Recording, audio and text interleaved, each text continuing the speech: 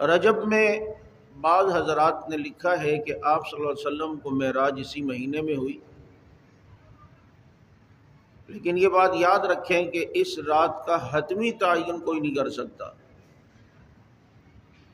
کیونکہ مختلف روایات ہیں، 36 کے قریب اقوال ہیں۔ کسی نے ربیع الاول لکھا، کسی نے کہا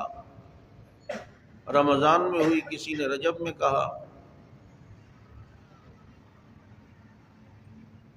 لیکن بہرحال معراج ہوئی ہے۔ آپ صلی اللہ علیہ وسلم کا سفر مسجد حرام سے مسجد اقصیٰ تک اسرا کہلاتا ہے، اور مسجد اقصیٰ سے عرش تک کا سفر معراج کہلاتا ہے۔ اور قرآن کریم نے اس اسلوب کو یوں بیان کیا، اس بات کو یوں بیان کیا کہ سبحان الذی اسریٰ، پاک ہے وہ ذات جو اپنے بندے کو لے کے گئی۔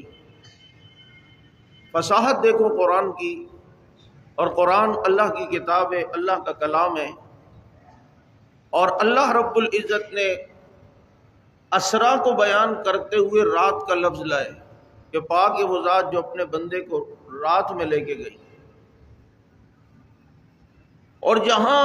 آسمانوں کی معراج کی بات ہے، ثم دنا فتدلی فکان قاب قوسین او ادنی فاوحی الی عبدہ ما اوحی، وہاں پر دن اور رات کا ذکر نہیں کیا، وہاں پر یہ نہیں کہا کہ رات کو گئے تھے اور دن کو گئے تھے۔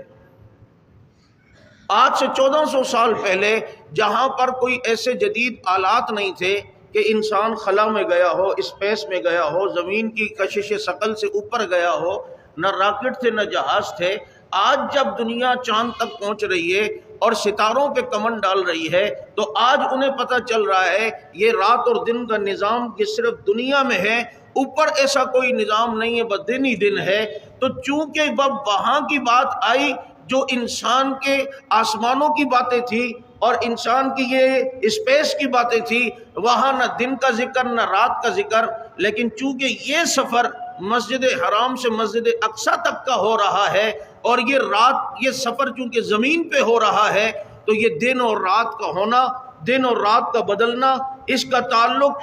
زمین کے ساتھ ہے، تو وہاں اس سفر میں تو لفظ رات کا ذکر کیا ہے، سبحان الذی اسریٰ بعبدہ، لیکن جب بات آسمانوں والی معراج کی ہوئی، وہاں نہ دن کا سفر ہے نہ رات کا سفر ہے، کیونکہ وہاں دن رات کا معاملہ نہیں ہے، دن رات کا معاملہ یہ زمین کے اوپر ہے۔ تو آج سے 1400 سال پہلے جہاں کوئی ایسی تحقیق کی چیز نہیں تھی کہ انسان خلا میں جا کر اس چیز کو دیکھتا، لیکن قرآن نے اس کو بہت پہلے بیان کیا، جس سے رسول اللہ صلی اللہ علیہ وسلم کی عظمت بھی پتہ چلتی ہے، اور قرآن کریم اللہ کی کتاب ہے یہ بات بھی پتہ چلتی ہے۔